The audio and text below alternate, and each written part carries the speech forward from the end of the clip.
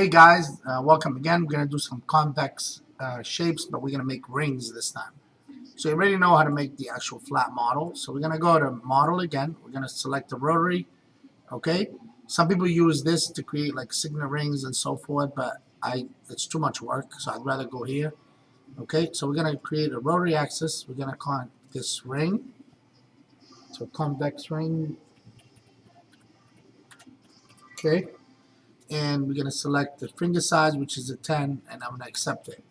Okay, there's few ways that we're going to create this. Okay, so when we have the flat model, which is your ring, this is the part that's very important, the outside, which is the outer diameter of the ring. That's going to give you the outside shape. That's how you're going to create those shapes. Okay, so we're going to use polylines. This line here, I'm going to click here, go all the way out, and snap it. See how that little arrow? So if I could copy it down to the bottom, I select the center line, hold the shift key down, copy the top, copy it to the bottom, okay? So now we have two shapes. Now how do I know what width that is? I probably don't know right now. So if I select the box, I snap it here, I bring it out. That will tell me if I go to square. So let's do it again. So let's go to square, and let's create, if I snap, and snap it. So that will give me, that's telling me it's exactly 5.2 millimeter. Okay, which is pretty good. Okay, so now that's how I know the shape, which is the width of the ring.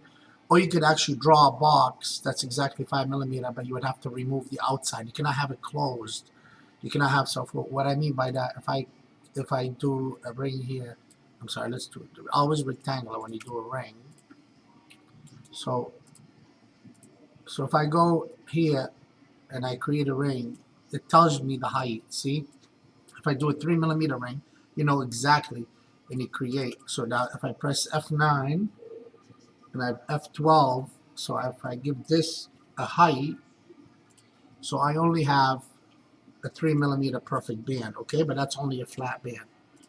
So now I could use those lines knowing the exact width, but where I drew it freeform, you would have to kind of come up with something with the square and snap it on each end to know the exact width, and that will tell you. But you could use the actual box that you created, knowing the exact width. So if I press N, remember we did this remove, we share that tail, I go R for remove and R for remove, okay? But if you notice, one of the actual nodes here, you see that's green, look at this one, it's black. So you need to reverse it. They both have to be going the same direction, otherwise your ring will be like opposite of each other, you won't have a ring. So if I go to that point and right click, it's going to give you the option to reverse it. Okay? So you see a reverse vector. So now they both should be green. See, that one is green, and I'll make it bigger. So this one's green, and this one's green. So now you could use those lines perfectly. So they're both have to be going the same direction. So now this is where it gets a little tricky. So this is the outside. Okay, so I'm going to Control C, Control V. So copy and paste. I press N, and this is where you're going to change the shapes of that ring. So if I raise that ring up, okay, so I make it whatever shape I want, but this is where you're going to draw what is called a cross section. So you can take a square, or you could highlight it. So if any size, it doesn't have to be huge, just any shape.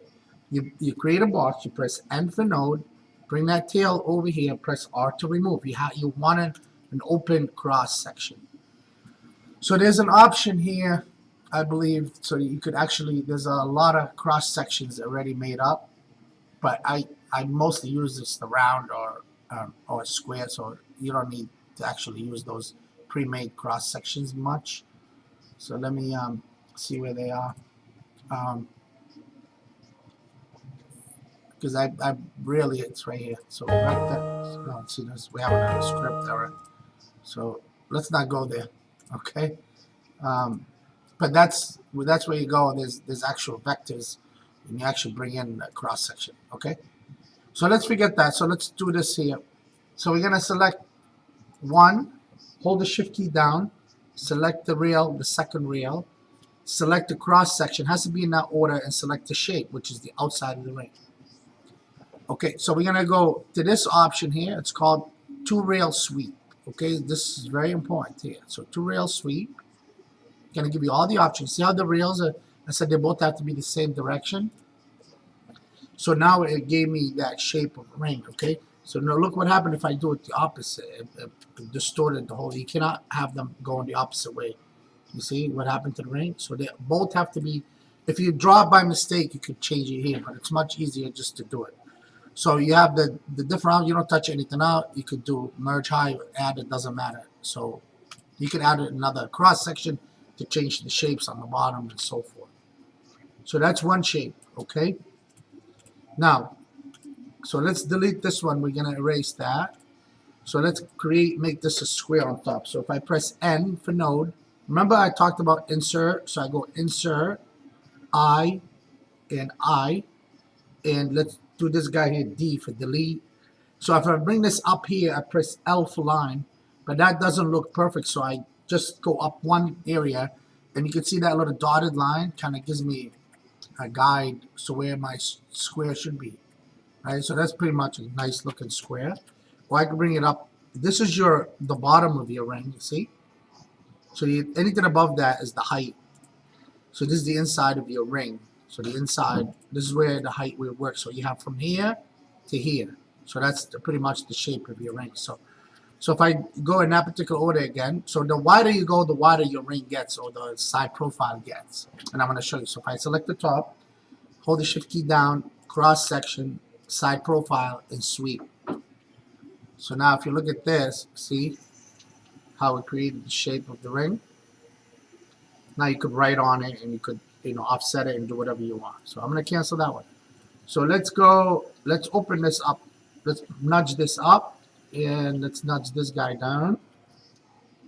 So we have a nice wide ring, right? As I said, they don't have to be even. All right, so now select, hold the shift key down, cross section, side profile, and sweep. So now we have a wider ring, right? See it? It's a much wider ring. Okay, so it's very simple. So that's how you create a different shape. So let's say if I want to do a different shape on top, then this is when you go to this particular, it says create 3-axis vertical. That's when you create like weird shapes and so forth. But if you want to make a signet ring, this is how you do quick shapes. So if I want to do a weird shape like this, for example, and let's do a line, let's do an N here, bring this up. So let's say I want to do something like this. Okay, so any shape you put on that side, it's gonna create the side profile for you. Okay, the cross section, shape, sweep. So that gives you a weird shape. See that? So that will give you a nice. So now, if you want to create the actual top, just the top, what I would do, I would draw it, raise it, and then add to it. So let's erase this. Okay, we don't need these anymore. So let's go get rid of these. So we get them out of the way. And all right, I create a star right here. So let's say I create it here, and I do my star. See that? So if I select this one here, you see this particular here, it says create flat plane. Okay, now watch. You could go do it a height. Okay, you have these options here. So it goes from the angle. So if I do 6 and I accept it, now watch how it gave me, it adjusted the vector and it gave me the height. Then I could bring my ring into it. Okay, so I create a ring into that. If I want it to flare out, I can as well. So if I draw my polylines, if I go from this point, because you want the inside now, not the outside, okay? Because you see how it corrected it for height? Because I did 6 millimeter. Anything above 3, it's going to change the vector shape, because that's how Autodesk sees it. It does not see how it just, even though it looks weird. So it takes this, anything above 3 millimeter, and it's going to change the shape. So if I would make this only 4 millimeter, it's only going to change it right here. Okay? So if I draw my polyline from here, I snap it to this point, and I go down to this ring, and I copy this to the bottom by holding the shift key down. Okay, so now I have 2. Now I need a cross section, so I'm going to bring any square over here. I'm going to press N and R for remove, I could arc this if I want. I press A for arc, and that will give me the shape of the ring. You could make the shank half round. So you're going to do 2 rail sweeps, right? So if I select the top, hold the shift key down, and cross section. Has to be in that order. And if I do this here, it says 2 rail sweep. See how they're going, these arrows, you see them how they, so you can see how they're going here? I could change them going direction into the actual ring. Now the higher you make, so make sure this is merge high. So the higher you go on the actual cross section, you could add it, you could control it from this position, or you could select the Z to give you the exact height, so which is by adding an extra cross section. Okay, so I'll show you that. So let's say apply and cancel. So there's your ring, right? So now all you do is just copy to the other side. So we're gonna mirror. Now we have a ring with the star on top, right? See? Now if you want it to blend up, that's how you're gonna use this particular this feature here. Well, I'll do something on that.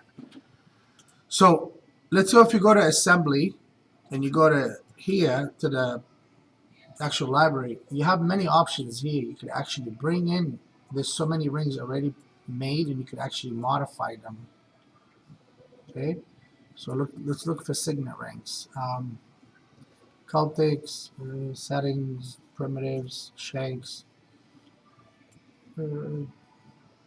Signet rings might have not been added to this, but you could actually look for it and add it. Okay, so if you search it here, let me see, signet. Yeah, there's some. Yeah, something's wrong with my program today. So, but if you search it here, you should be able to find signet rings. They're already pre-made, just like these rings here, and you could actually bring them in. See, like different style rings and stuff like that. So those all, I see these ones here. For example, if you bring this ring in, and let's shut this guy. You see how the different shape. This is from the library, okay? But they do have signet rings and things like that that you could actually bring in, okay? So that's very simple, but that's how you create the actual shapes and so forth. And you can change that any shape you want on top, okay? So next I will show you how to make an actual ring, because you want it to blend up versus just having that piece stick into it, okay? So let's light it back up and shut this guy. All right, so this shape here, you can see that doesn't, if you want it to come up to it, we gotta use this particular feature here. Okay, all right, I hope you enjoy, and we'll talk to you very soon. Thank you.